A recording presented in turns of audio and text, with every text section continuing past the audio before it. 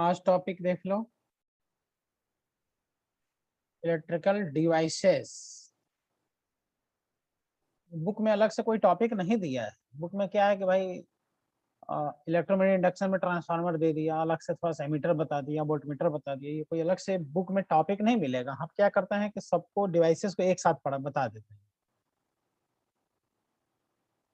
DC motor, AC generator, galvanometer, ammeter, voltmeter, transformer.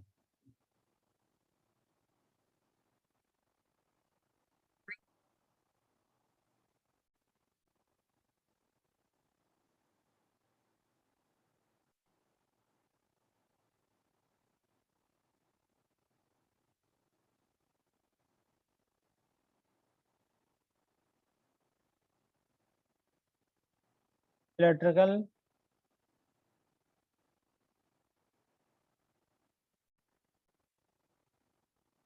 Devices.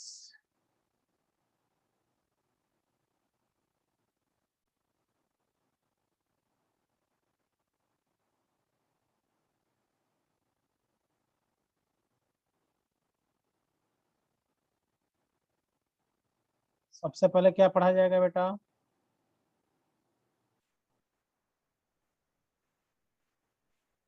Transformer. Transformer पढ़ेंगे।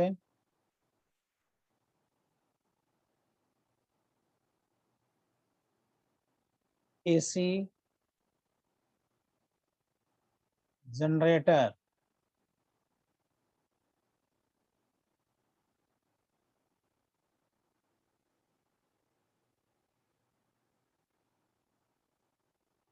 DC motor. AC motor नहीं पढ़ा जाता है, डीसी मोटर पढ़ा जाता है।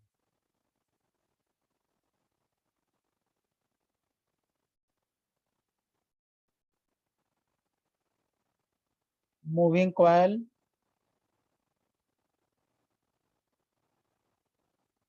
Galvanometer.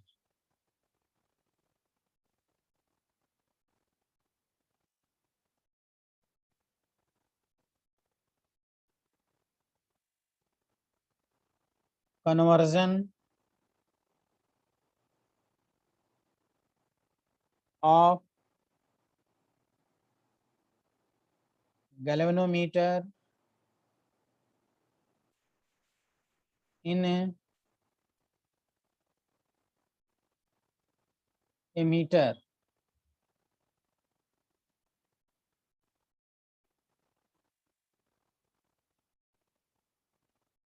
Conversion of galvanometer in voltmeter. कितने पॉइंट्स पढ़ने हैं? ट्रांसफार्मर से फिक्स है, क्वेश्चन आना है बेटा। बोर्ड एग्जाम में आप लोग का आएगा, कंपटीशन में भी आता है। मूविंग कॉइल गैल्वेनोमीटर तो कंफर्म है आना है। शंट मल्टीप्लायर पे न्यूमेरिकल आएगा। ठीक है।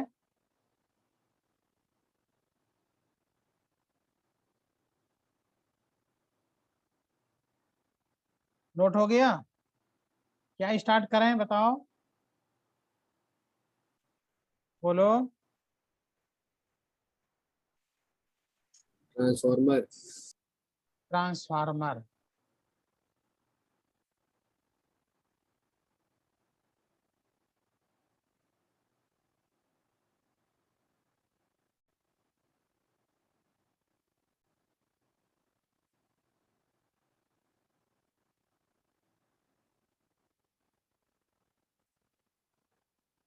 ट्रांसफार्मर बताओ किस प्रिंसिपल पे वर्क करता है?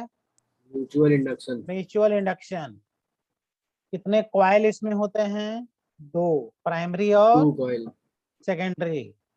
एक ही आयरन कोर पे प्राइमरी सेकेंडरी वाइंडिंग किए जाते हैं। और ये डीसी पे काम करता है कि एसी पर? एसी सप्लाई पे काम करेगा। डीसी कभी काम ही नहीं करेगा। क्योंकि ट्रांसफार्मर में तुम डीसी दे करके उसको बार बार वेरिएशन तो कर नहीं पाओगे, इसलिए हर जगह तुम देखते हो जनरेटिंग स्टेशन से लेकर के ट्रांसमिशन डिस्ट्रीब्यूशन जो भी होता है, जितने ट्रांसफार्मर लगे हैं सब एसी सप्लाई पे वर्क करते हैं, डीसी पे काम नहीं करते। ट्रांसफार्मर कितने प्रकार के होते हैं बेटा? 2 प्रकार के, स्टेप अप ट्रांसफार्मर या तो step down transformer. Step up transformer voltage बढ़ाता है, उसी रेशियो में करंट घटाता है। स्टेप डाउन ट्रांसफार्मर वोल्टेज घटाता है, उसी रेशियो में करंट बढ़ाता है। यानी अगर आइडियल ट्रांसफार्मर है तो इनपुट और आउटपुट में पावर कांस्टेंट रहता है, लेकिन ट्रांसफार्मर में कई प्रकार के लॉसेस होते हैं। एक होता है कॉपर लॉस, एक होता है आयरन लॉस। आयरन लॉस में eddy current loss, hysteresis loss, इन सारे लॉसेस के कारण ट्रांसफार्मर हीटअप होने लगता है, गर्म होने लगता है ट्रांसफार्मर, जिसके वजह से ढेर सारे लॉसेस उसमें होती हैं। इसलिए इनपुट के रिस्पेक्ट में आउटपुट में पावर थोड़ा कम हो जाता है। लेकिन अगर आइडियल ट्रांसफार्मर है तो 100% उसकी एफिशिएंसी होगी। जनरली ट्रांसफार्मर की एफिशिएंसी 90 से 95% के बीच होता है। यही कहानी है ट्रांसफार्मर की। आगे समझ में? ये थ्योरी हो गया, उसके बाद से न्यूमेरिकल क्वेश्चन देख लेंगे।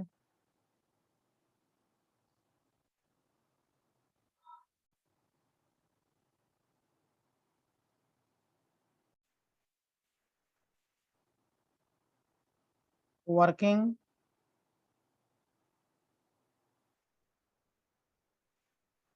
Working principle of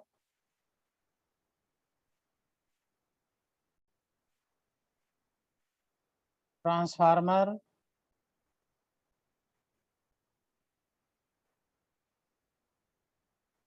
is based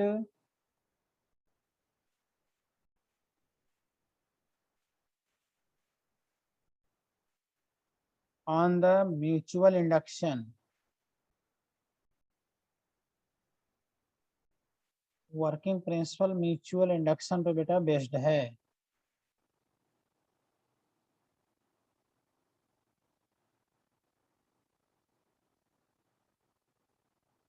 transformer works only at AC supply,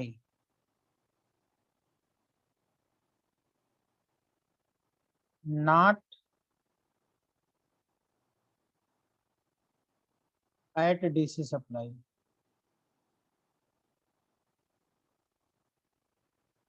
केवल एसी सप्लाई पे काम करता है, डीसी पे कभी काम नहीं करेगा, क्योंकि म्यूचुअल इंडक्शन एसी पे ही तो होगा बेटा।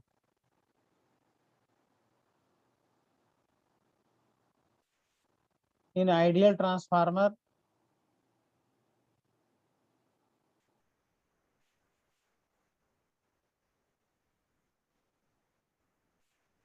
इनपुट पावर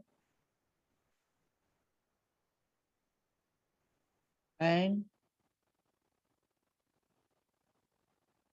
आउटपुट पावर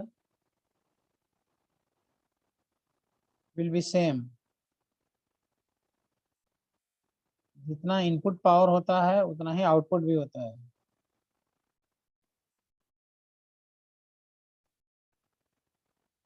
साथ में ये भी कह सकते हैं कि भाई एसी सप्लाई पे वर्क करता है तो हम लोग कौन से एसी सप्लाई यूज करते हैं? 50 हर्ज वाली फ्रीक्वेंसी का। तो ट्रांसफार्मर फ्रीक्वेंसी को चेंज नहीं करता, जितना फ्रीक्वेंसी इनपुट में उतना ही आउटपुट में। आपके द्वारा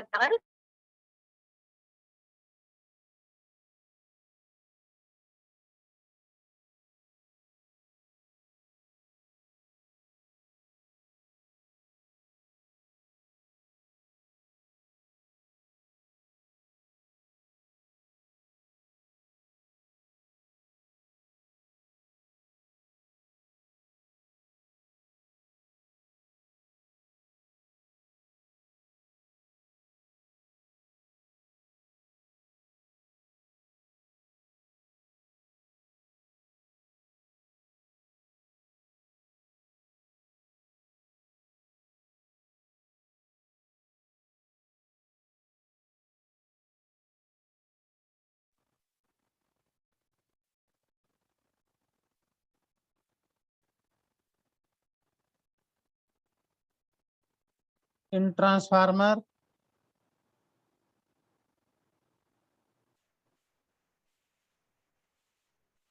इनपुट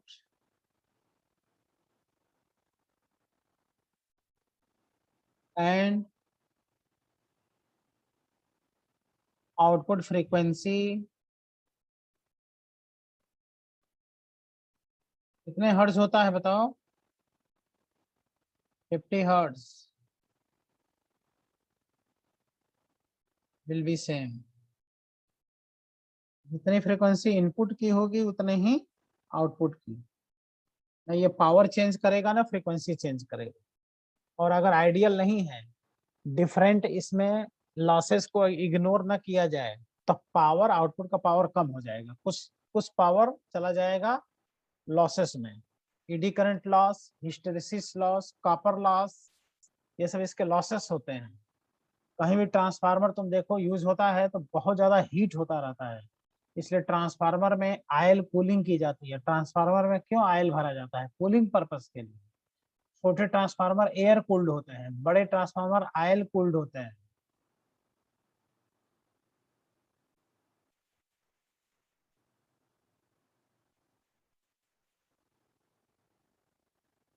ट्रांसफार्मर का क्या बना ले बेटा? डायग्राम।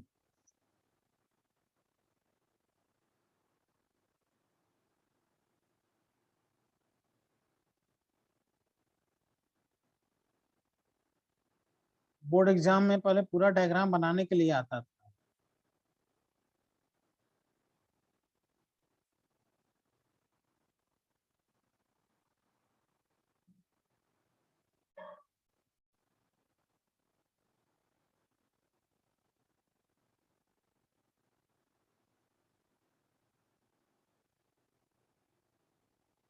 आयरन कोर बना रहे हैं बेटा, ये कोर, आयरन कोर इसको बोलते हैं, आयरन का बना होता है।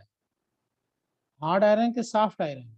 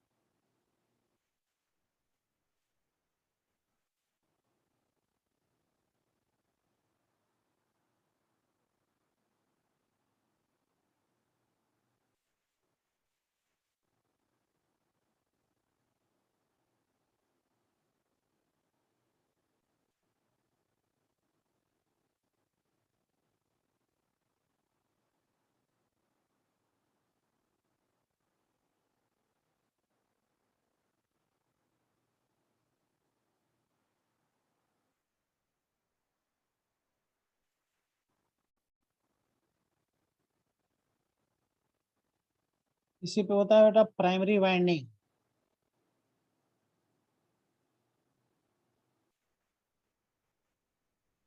ऐसे जो वाइंडिंग होता है, ये वाइंडिंग जो वायर होता है आयरन का होता है कि एल्युमिनियम का?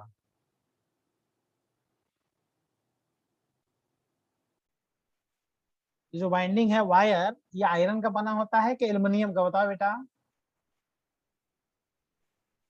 सर कॉपर का।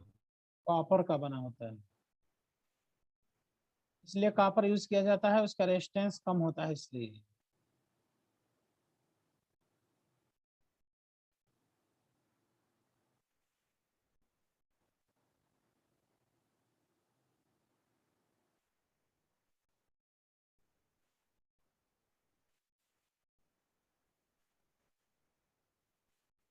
यह है प्राइमरी वाइंडिंग।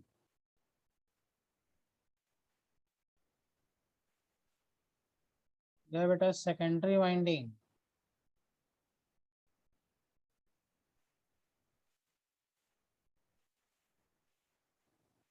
प्राइमरी में number of turn N1, secondary में number of turn N2,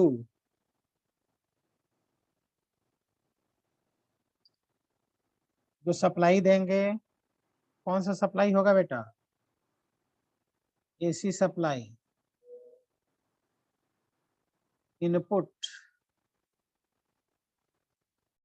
AC supply.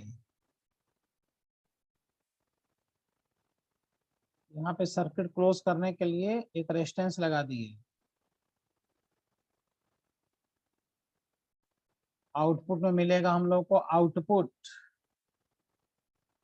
Output, अच्छा आउटपुट में AC सप्लाई मिलेगा कि DC सप्लाई? AC। आउटपुट में AC सप्लाई आउटपुट में भी मिलेगा, DC कहीं होगा ही नहीं इसमें। ठीक है। अच्छा अब ये देखो, इनपुट वोल्टेज कितना है? V1, आउटपुट वोल्टेज क्या मिलेगा? V2। इधर है प्राइमरी, इधर है सेकेंडरी। प्राइमरी पावर अगर P1 है तो सेकेंडरी पावर P2 होगा। आइडियल है तो P1 P2 बराबर होगा। इनपुट में फ्रीक्वेंसी F है तो आउटपुट में F होगा। और ये किसका बना होता है बेटा? आयरन। Iron core. कौन सा आयरन होता है बेटा? Soft iron.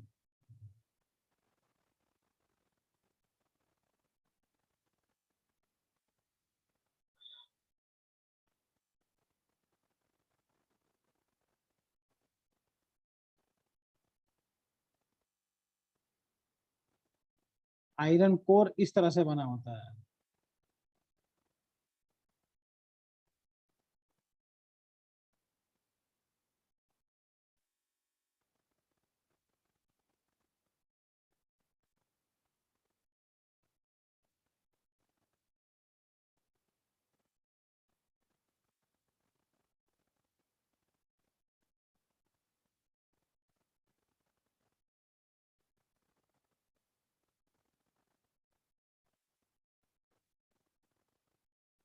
कोई बताएगा ये आयरन कोर हम ऐसे क्यों बना रहे हैं? क्या है इसका, क्या कॉन्सेप्ट है? कुछ आइडिया हो तो बताओ। वो प्लेट रहती हैं एक के ऊपर एक। उसका क्या हीटिंग, कहते हैं? तो हीटिंग इफेक्ट को करके पिंस उनको बोलते बहुत सही, किसी ने बताया। देख रहे हो आयरन कोर जो होता है लेमिनेटेड आयरन कोर, बहुत सही किसी ने बोला। देखो कि एक के ऊपर प्लेट रख के बनाया जाता है, पतले पतले क्रॉस सेक्शन में इसको कट कर दिया जाता है, इसको बोलता है लेमिनेटेड आयरन कोर। ऐसा इसलिए किया जाता है कि हीटिंग इफेक्ट, बहुत अच्छा किसी ने बोला, हीटिंग इफेक्ट ईडी करंट को मिनिमाइज करने के लिए। ईडी करंट होता है, ईडी करंट वह हीटिंग इफेक्ट जनरेट करता है। अगर ऐसा ना किया जाए तो इतना ज्यादा ये हीट होने लगेगा कि वो हीटिंग इफेक्ट के कारण ही बेटा जल जाएगा ट्रांसफार्मर। इसको बोलते हैं, अभी हम बताते हैं ईडी करंट क्या है। लेमिनेटेड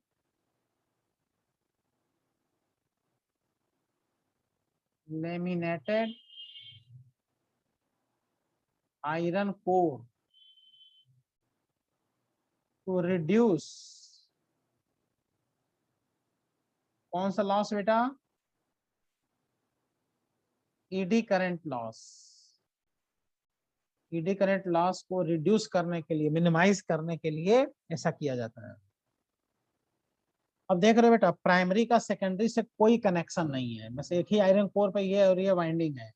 देखिए प्राइमरी में AC सप्लाई है तो AC सप्लाई से AC फ्लक्स जनरेट होगा, अल्टरनेटिंग फ्लक्स वेरिएबल, और ये इस तरह से जनरेट होगा और आयरन कोर के हेल्प से जा करके अपने पड़ोसी यानी सेकेंडरी को कट करता है। देख लो वो इस तरह से जा करके ये कट करता है अपने पड़ोसी को, सेकेंडरी को।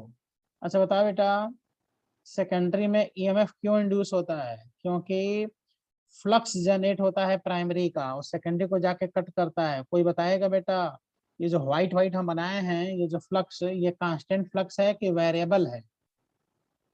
वेरिएबल। वेरिएबल, कैसे पता वेरिएबल है? AC current variable. हाँ, एसी सप्लाई दिए हैं इसके वजह से।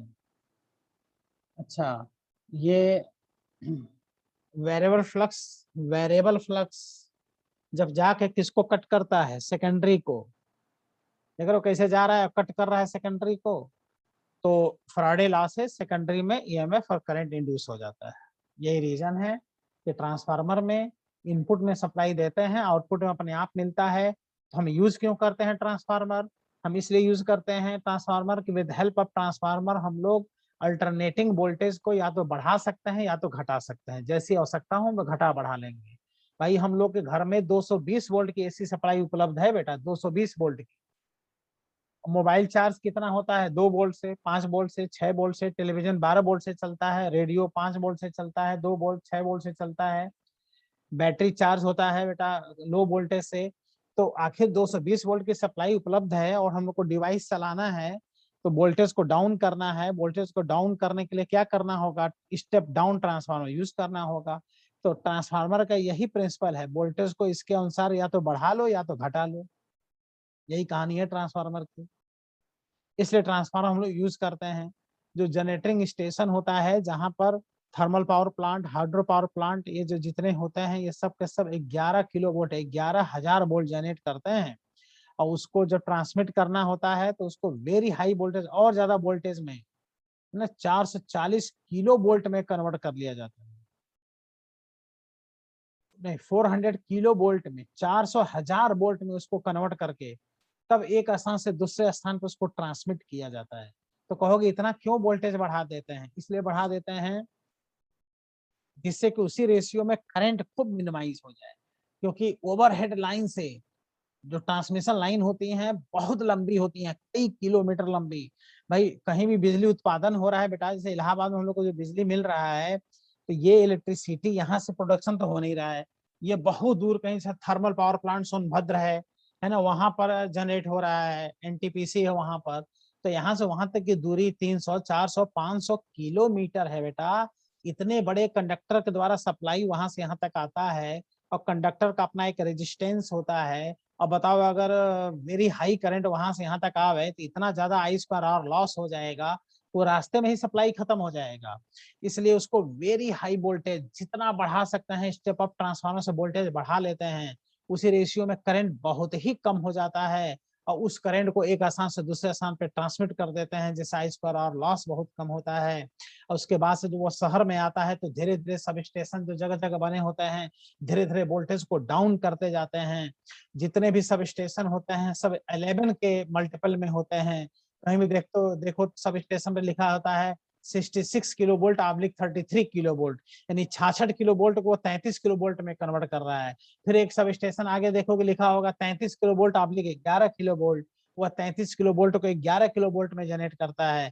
तो स्टेशन जनरेटिंग स्टेशन में 11 किलो वोल्ट जनरेट हुआ, यहाँ पे आते आते 11 किलो वोल्ट, फिर हमने उसको कर लिया, इसको बीच में खूब बढ़ाया, फिर डाउन करते गया। डिस्ट्रीब्यूशन लाइन में करंट ज्यादा होता है, ट्रांसमिशन लाइन में करंट कम होता है। Transmission line very high voltage होता है, डिस्ट्रीब्यूशन लाइन में कम वोल्टेज होता है। हम लोग के घर में वोल्टेज 220 वोल्ट है और जहाँ स्टेशन जनरेटिंग स्टेशन पे जहाँ इसका प्रोडक्शन होता है वहाँ 11,000 वोल्ट जनरेट होता है।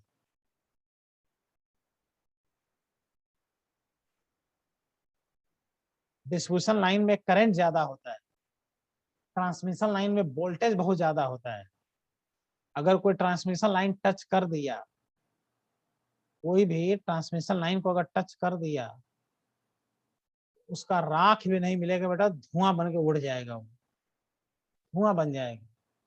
करंट नहीं होता है, वोल्टेज बहुत ज्यादा होता है। तो ट्रांसमिशन लाइन को तुम टच करोगे तो कैसे टच करोगे? बिना कहीं पैर रखे नहीं टच कर दोगे बेटा लटक करके। तो जैसे ही ट्रांसमिशन लाइन टच होगा और जैसे ही सर्किट कंप्लीट होगा, बॉडी से इतना हाई करंट फ्लो हो जाएगा तो बॉडी का धुआं बन जाएगा बेटा। लेकिन उसी ट्रांसमिशन और डिस्ट्रीब्यूशन लाइन पे जो चिड़िया होती हैं, कौवे होते हैं, बैठ के गाना गाते रहते हैं, पता है कि नहीं? उनको तो कुछ नहीं होता है। क्यों कुछ नहीं होता बताओ? सर उनके पैर में से करंट से फ्लो नहीं होता है सर। अच्छा, उनके पैर में करंट फ्लो नहीं होता। क्यों?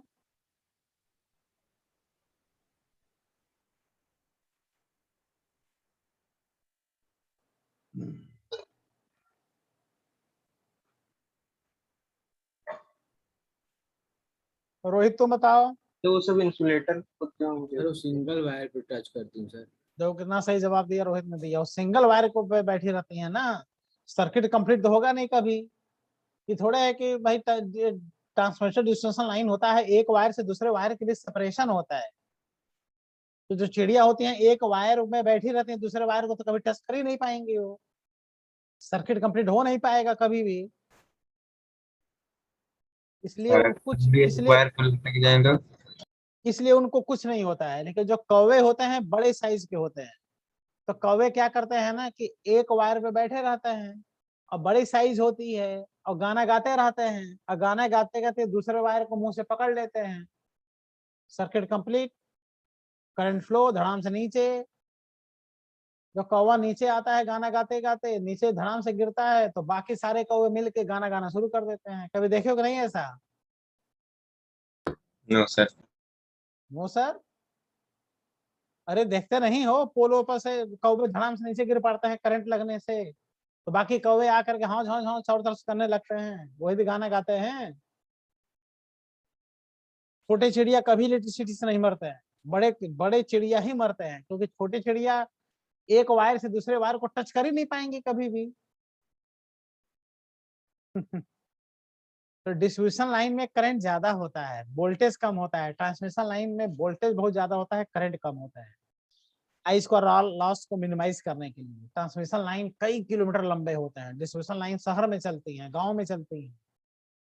440 वोल्ट 3 फेज में होता है, और सिंगल फेज हम लोग यूज करते हैं न्यूट्रल और फेज। फेज न्यूट्रल हम लोग यूज करते हैं घरों में, तो इसमें 220 वोल्ट सप्लाई होता है। फेज फेज में 440 वोल्ट होता है, और फेज न्यूट्रल में 220 वोल्ट होता है। हम लोग घर में क्या यूज करते हैं? फेज न्यूट्रल यूज करते हैं। और जो फैक्ट्रियां होती हैं उसमें 3 फेज सप्लाई होता है, फेज फेज वहां 440 वोल्ट जाता है। जितने मोटर यूज होते हैं, आटा चक्की पे जो मोटर होता है वो लोग तो कहीं भी देखो 3 फेज सप्लाई वो लोग लिया रहता है, सिंगल फेज नहीं रहता है। वो लोग 440 वोल्ट यूज करते हैं। और जो बल्ब फैन होता है 220 वोल्ट पे काम करता है। कुछ क्लियर हुआ बेटा? तो बताओ, ट्रांसफार्मर तुम्हारे सामने जो बना है, इनपुट वोल्टेज कितना है V1, आउटपुट वोल्टेज कितना है V2, प्राइमरी टर्न कितना है N1, सेकेंडरी टर्न कितना है N2। इनपुट में एसी सप्लाई दिया, आउटपुट में एसी सप्लाई मिल रहा है। इनपुट में जो भी हम सप्लाई देंगे, आउटपुट में या तो वोल्टेज बढ़ाएगा या तो घटाएगा। वो डिपेंड करेगा स्टेप अप ट्रांसफार्मर है कि स्टेप डाउन ट्रांसफार्मर है। ये डिपेंड करेगा कि प्राइमरी टर्न कम है कि सेकेंडरी टर्न कम है। सेकेंडरी टर्न प्राइमरी टर्न के रिस्पेक्ट में अगर ज्यादा होगा तो उसको बोलेंगे बेटा step up transformer. Primary turn secondary turn के रिस्पेक्ट में अगर ज्यादा होगा तो उसको बोलेंगे step down transformer. Step up transformer voltage को बढ़ाता है, करंट को घटाता है। स्टेप डाउन ट्रांसफार्मर वोल्टेज को घटाता है, करंट को बढ़ाता है। यही तो खास बात है, बस कहानी खत्म ट्रांसफार्मर की। ये बताओ, ये व्हाइट वाला क्या बना है diagram? White white flux. Flux, constant flux की वेरिएबल फ्लक्स? वेरिएबल। वेरिएबल। ये कहाँ से प्रोड्यूस हुआ? AC supply. प्राइमरी से। किसको जाके कट कर रहा है? सेकेंडरी। सेकेंडरी को। तो फैराडे लॉ से क्या है कि जब किसी कॉइल को वेरिएबल फ्लक्स कट करता है तो उसमें ईएमएफ और करंट इंड्यूस हो जाता है। यही रीजन है कि सेकेंडरी में ईएमएफ और करंट अपने आप मिलता है, प्राइमरी सेकेंडरी का कोई कनेक्शन नहीं होता, सेकेंडरी में अपने आप मिलता है। लेकिन ये बताओ बेटा, ये जो फ्लक्स है वो किसके थ्रू जा रहा है? हवा में जा रहा है कि आयरन कोर के थ्रू? Iron core. तो आयरन कोर के थ्रू जा रहा है बेटा। तो आयरन कोर भी तो क्लोज सर्किट है, देखो एकदम क्लोज है, शॉर्ट सर्किट है आयरन कोर। तो जिस तरह से ये वेरिएबल फ्लक्स महाफ्लक्स वेरिएबल फ्लक्स सेकेंडरी को कट कर रहा है, ईएमएफ जनरेट कर रहा है, करंट जनरेट कर रहा है, उसी तरह से वेरिएबल फ्लक्स कोर को भी कट कर रहा है और कोर में ईएमएफ जनरेट करके वेरी हाई करंट जनरेट करा देता है। क्योंकि कोर क्लोज सर्किट है, शॉर्ट सर्किट है और आयरन का बना है, इसलिए कोर में भी एक हाई करंट सर्कुलेट होने लगता है, which is known as eddy current.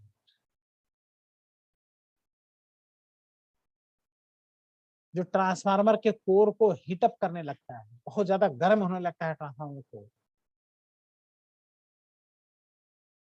उसको मिनिमाइज करने का एक ही तरीका है, आयरन कोर का रेजिस्टेंस बढ़ा दिया जाए। रेजिस्टेंस तभी बढ़ेगा जब उसका क्रॉस सेक्शनल एरिया घटा दिया जाए। R बराबर rho into L by A, cross sectional area कैसे घटाएंगे? पतले पतले पतले पतले उसको क्रॉस सेक्शन में कट करके करेंगे।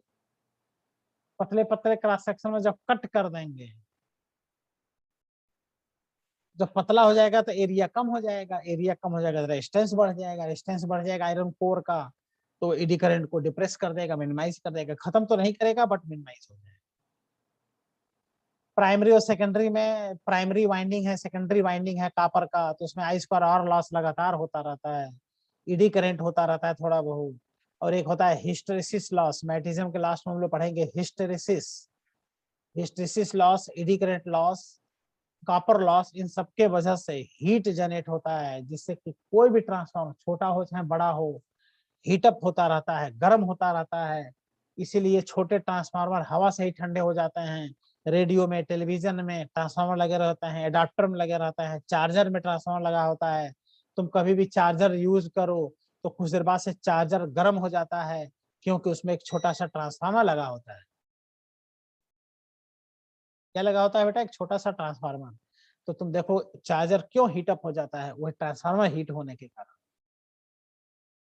बड़े ट्रांसफार्मर ऑयल कूल्ड होते हैं, एक टैंक में ऑयल भर के उसी में प्राइमरी सेकेंडरी वाइंडिंग उसमें रख दिया जाता है। तो वो ट्रांसफार्मर हीट होता है तो ऑयल हीट होता है, ऑयल हीट होता है तो वो ऊपर भागता है, और एक ट्यूब से पूरा टैंक ऐसे ट्यूब से चारों तरफ से कनेक्ट होता है, यू शेप के ट्यूब लगे होते हैं। तो कन्वेक्शन उसमें प्रारंभ हो जाता है, मतलब गर्म होकर के ऑयल ऊपर जाएगा, फिर उस ट्यूब से होते हुए कूल होते हुए, एयर कूल होते हुए फिर ऐसे नीचे आता है। तो क्या करता है, उसमें ऑयल ऐसे सर्कुलेट होता रहता है लगातार, और वो ट्रांसफार्मर को हीटअप कर कूलिंग प्रोवाइड करता है। और कभी कभी देखते हो अगर सुटेबल कूलिंग नहीं होता है गर्मी के सीजन में, तो ट्रांसफार्मर ब्लास्ट भी कर जाता है, जल जाता है transformer.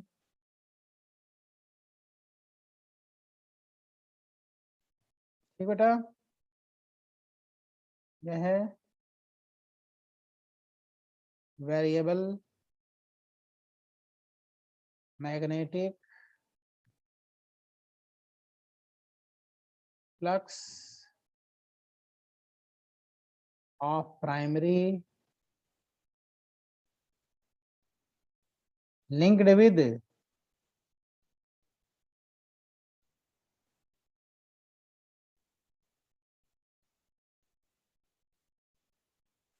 secondary.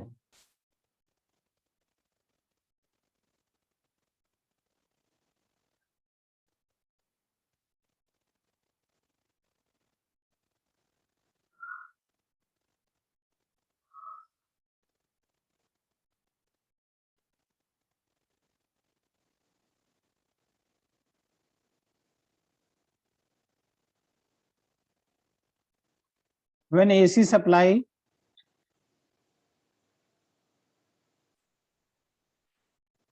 is given to the primary winding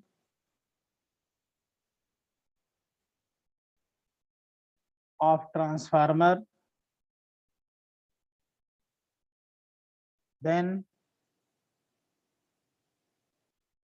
variable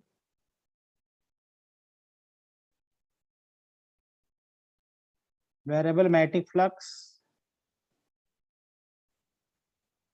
is produced, and these variable magnetic flux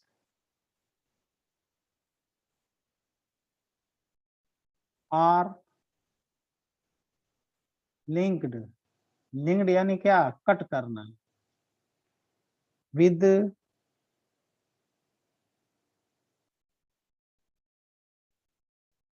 secondary coil. Hence, according to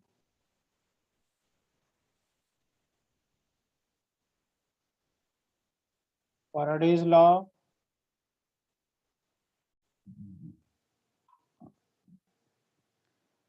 according to Faraday's law, EMF and current is induced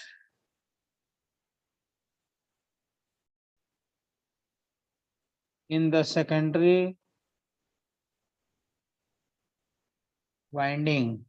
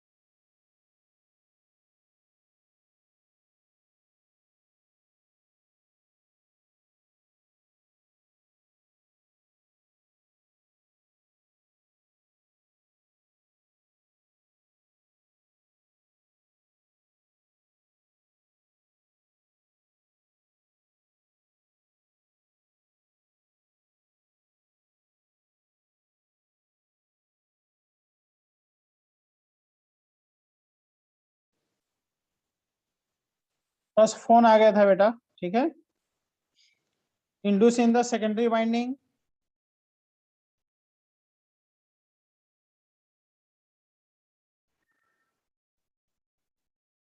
due to कौन सा induction, mutual induction. भाई primary में supply दे रहे हो, secondary में induction हो रहा है, तो इसी को तो म्यूचुअल इंडक्शन कहते हैं।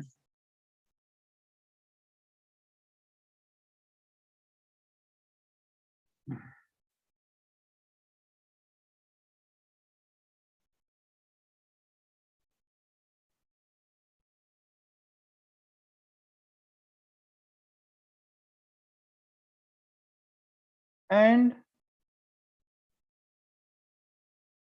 वेरिएबल मैग्नेटिक फ्लक्स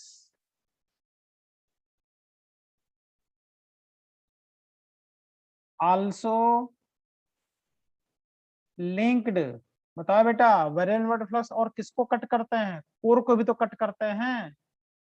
अब कोर में हम लोग को सप्लाई नहीं चाहिए, हम लोग को तो सेकेंडरी वाइंडिंग में चाहिए, लेकिन जबरदस्ती कोर में भी करंट इंड्यूस करा देता है। Also linked with iron core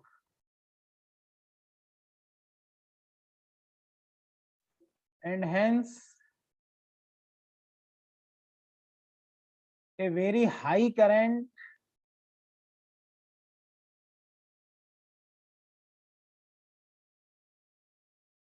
is induced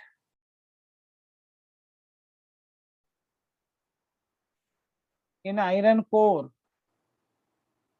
iron core में वेरी हाई करंट इंड्यूस हो जाता है।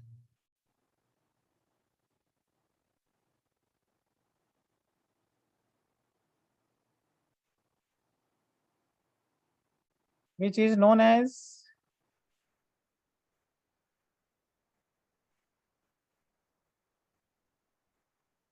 Eddy current. इसी को बेटा ईडी करंट कहते हैं। .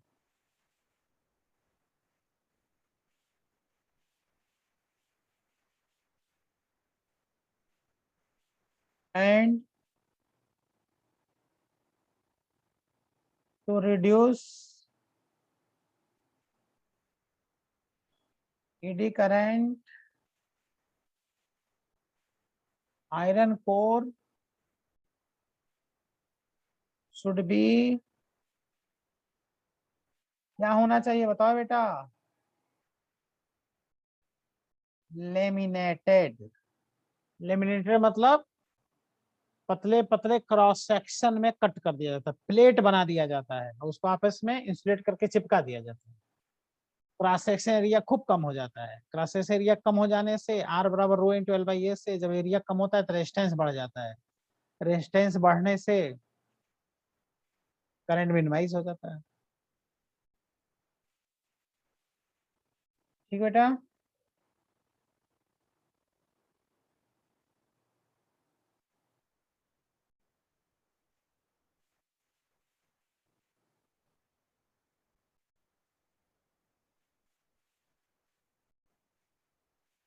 ये डायग्राम हो गया,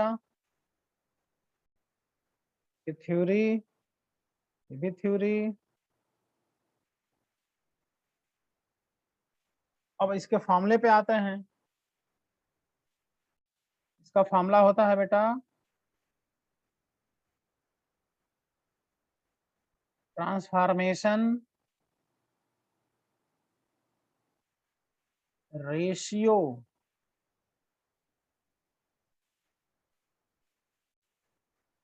ऑफ ट्रांसफार्मर, जिससे न्यूमेरिकल क्वेश्चन सॉल्व होगा।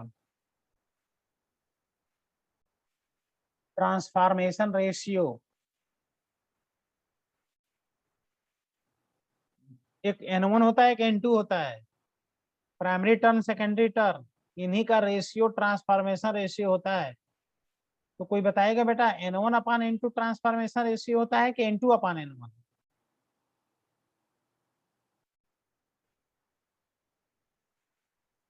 आवाज जा रहा है? बताओ बेटा किसका किसका रेशियो ट्रांसफॉर्मेशन रेशियो होता है, N1 अपान N2 कि N2 upon N1? 2/n1। Ratio of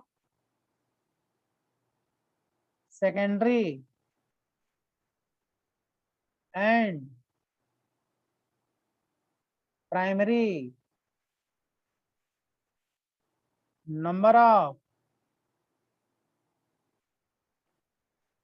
turns is transformation ratio.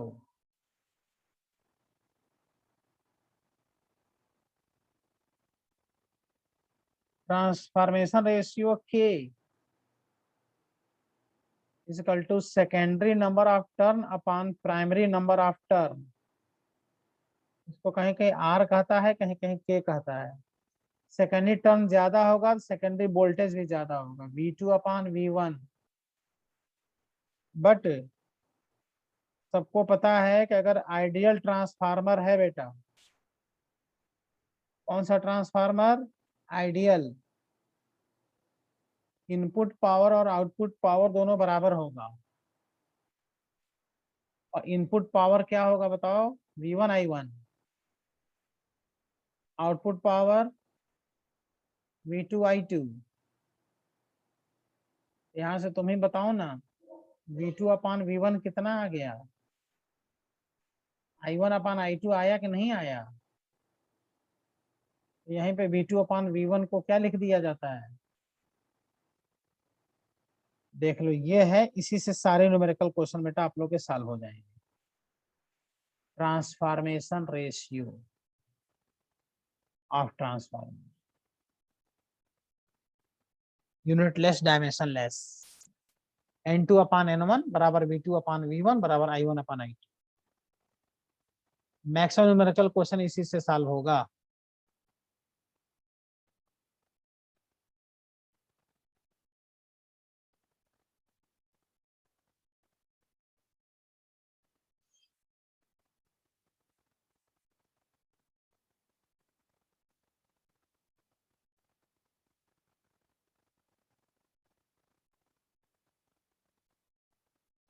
Types of transformer.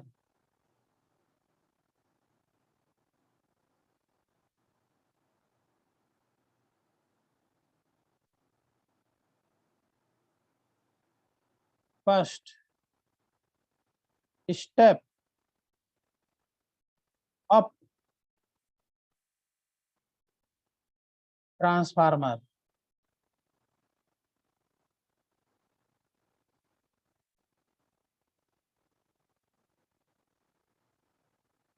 Step up transformer.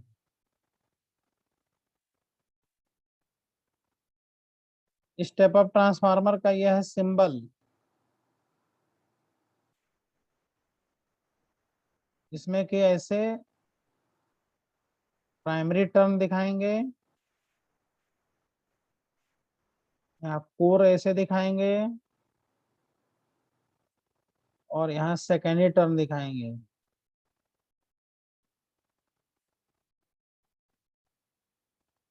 ये सिंबल है स्टेप अप ट्रांसफार्मर का। अच्छा, इसमें क्या फर्क है बताओ? प्राइमरी वाइंडिंग सेकेंडरी वाइंडिंग में कोई फर्क नजर आ रहा है? ये टर्न सर है N1, सेकंड N1 ये is less टर्न than है N2. N2। N1 less than N2.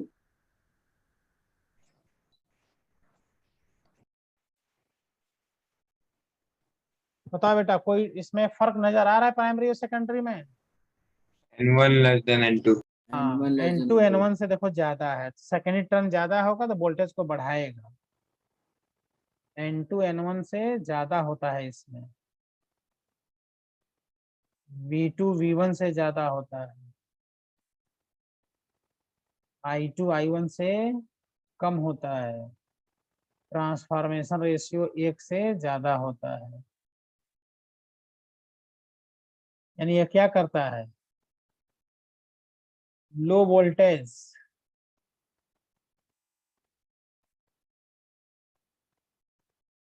And high current को कन्वर्ट करता है high voltage and low current.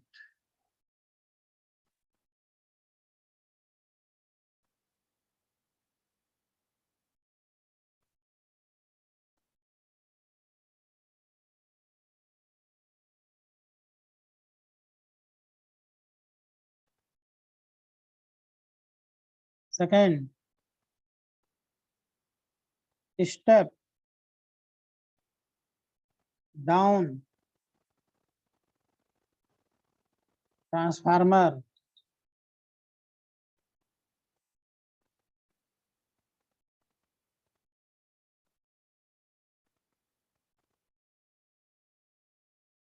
Symbol,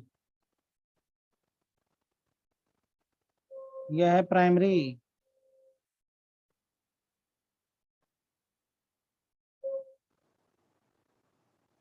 iron core, यह सेकेंडरी। कुछ फर्क दिख रहा है बेटा प्राइमरी और सेकेंडरी में? N1 Yes, is greater than N1 is N2। N2 greater than N2. N2 ज्यादा है N1 से, N2 कम है N1 से। यहाँ सेकेंडरी टर्म कम है देखो प्राइमरी से, सेकेंडरी वोल्टेज कम है प्राइमरी से, सेकेंडरी करंट ज्यादा होगा प्राइमरी से, ट्रांसफॉर्मेशन रेशियो 1 से कम होगा।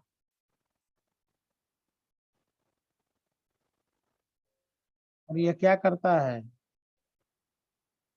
High voltage and low current को कन्वर्ट करता है low voltage and high current.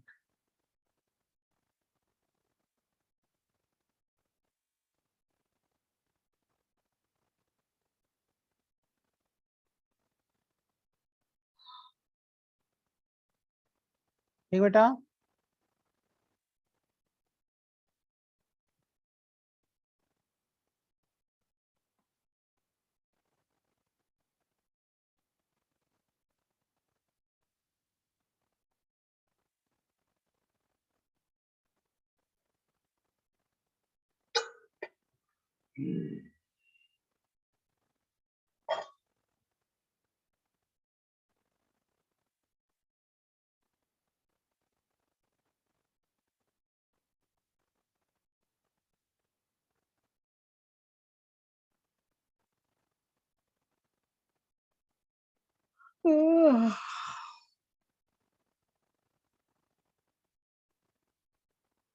Types of losses in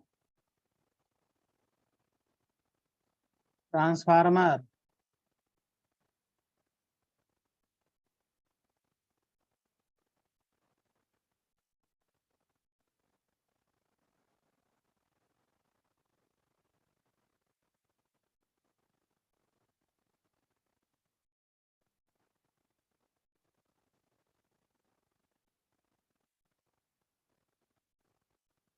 first होता है कॉपर लॉस। जो किसमें प्रोड्यूस होता है? प्राइमरी और सेकेंडरी वाइंडिंग में प्रोड्यूस होता है। प्राइमरी वाइंडिंग और सेकेंडरी वाइंडिंग किस फॉर्म में? आई स्क्वायर और लॉस। भाई कॉपर का जो वायर होता है उसका अपना एक रेजिस्टेंस होता है और करंट लगातार फ्लो होता है प्राइमरी सेकेंडरी में, तो आई स्क्वायर और लॉस होता रहता है।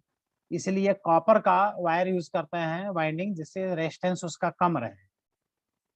एल्युमिनियम या आयरन का यूज नहीं करते हैं वाइंडिंग। यूज तो करना चाहिए गोल्ड का, गोल्ड या सिल्वर का वाइंडिंग होना चाहिए, बट गोल्ड सिल्वर बहुत महंगा होता है, कॉस्टली होता है, इसलिए कॉपर का यूज किया जाता है। It is produced in form of I square or loss, that is heat energy produce करता है। heat energy produced in primary and secondary copper winding। इसको मिनिमाइज करने के लिए कॉपर का वायर यूज किया जाता है, कॉपर के वाइंडिंग। सेकंड होता है बेटा आयरन लॉस। ये लॉस किसमें प्रोड्यूस होगा बेटा? कॉपर वाइंडिंग में, एक आयरन कोर में। आयरन कोर में, आयरन कोर में दो प्रकार का लॉस होता है, बताओ कौन कौन? एक होता है एडी करंट लॉस, एडी एक होता करंट है लॉस है, hysteresis हिस्टेरिस loss. Loss. Hysteresis eddy current को मिनिमाइज करने के लिए कोर लेमिनेटेड बनाया जाता है। हिस्टेरेसिस लॉस होता है, हिस्टेरेसिस पढ़ेंगे मैग्नेटिज्म में, एसी सप्लाई देने के कारण जो आयरन कोर के एटम होता है फेरोमेटिक सब्सटेंस, वो बार बार मेटाइज डीमेटाइज होते रहते हैं। अब मेटाइजेशन डीमेटाइजेशन प्रोसेस में जो ग्राफ प्लॉट किया जाता है हिस्टेरेसिस कर्व होता है, और इसमें लॉस एनर्जी हिस्टेरेसिस लॉस होता है। हार्ड आयरन में हिस्टेरेसिस लॉस ज्यादा होता है, सॉफ्ट आयरन में हिस्टेरेसिस लॉस कम होता है। तो बताओ बेटा ट्रांसफार्मर का कोर हार्ड आयरन का बना होता है कि सॉफ्ट आयरन का? Soft iron. ये दो प्रकार का होता है। एक होता है ईडी करंट लॉस, इसको मिनिमाइज करने के लिए लेमिनेटेड कोर बनाया जाता है। और एक होता है हिस्टेरेसिस लॉस, इसको मिनिमाइज करने के लिए सॉफ्ट आयरन का कोर बनाया जाता है। ठीक है। और ये जितने लॉसेस होते हैं ये किस फॉर्म में जनरेट होते हैं? हीट के फॉर्म में। ट्रांसफार्मर हीटअप होने लगता है। यही रीजन है कि ट्रांसफार्मर जब भी यूज हम लोग करते हैं बहुत ही ज्यादा वो हीट होने लगता है। अभी तो मिनिमाइज करने की सारी व्यवस्था की जाती है, फिर भी हीट होता रहता है। यही रीजन है कि ट्रांसफार्मर की अगर ये सारे लॉसेस को इग्नोर कर दिया जाए तब तो वो आइडियल ट्रांसफार्मर होगा, लेकिन अगर लॉसेस को इग्नोर नहीं करेंगे तो उसकी एफिशिएंसी 100% से कम हो जाएगी। इसलिए निकालना पड़ता है इफिशियंसी ऑफ ट्रांसफार्मर, और इन्हीं लॉसेस की वजह से ट्रांसफार्मर में कूलिंग अरेंजमेंट किया जाता है। ट्रांसफार्मर कितने प्रकार से कूल होता है? दो प्रकार से, या तो एयर कूल्ड या तो आयल कूल्ड। एयर कूल्ड छोटे से ट्रांसफार्मर होते हैं, आयल कूल्ड बड़े ट्रांसफार्मर आयल से कूलिंग होती है। कोई दिक्कत? तो नेक्स्ट हेडिंग क्या है बताओ बेटा? Efficiency of transformer. Generally transformer की एफिशिएंसी 90 से 95% तक होता है।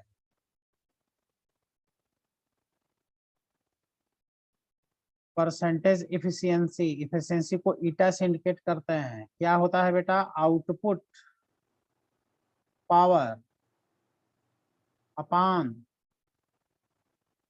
Input power into 100। Output power upon input power into 100।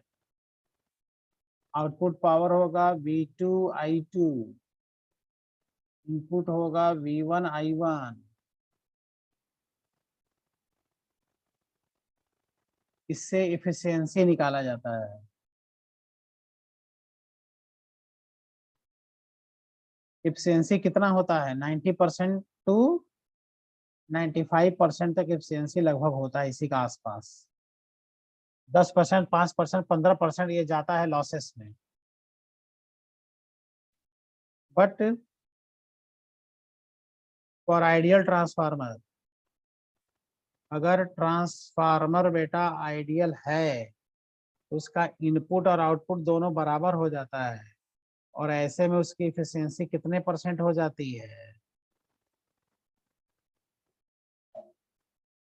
ठीक है बेटा, ट्रांसफार्मर का हमने पूरा थ्योरी बता दिया, सारा कॉन्सेप्ट हमने बता दिया, देख लो। क्रिटिकल डिवाइसेस में यह है ट्रांसफार्मर, ये टॉपिक पढ़ना है हम लोगों को। थ्योरी हो गया ट्रांसफार्मर का, diagram, theory, transformation ratio, step up transformer, step down transformer, copper loss, iron loss, efficiency. Transformer की थ्योरी फिनिश। बस क्या बाकी है? क्वेश्चन। इसका पिक्चर अभी बाकी है। अगले टर्म पे क्या करेंगे? क्वेश्चन करेंगे। ट्रांसफार्मर फिनिश कर देंगे, उसके बाद से फिर आगे जो पॉइंट हम लिखाए हैं वो चलेगा। ठीक।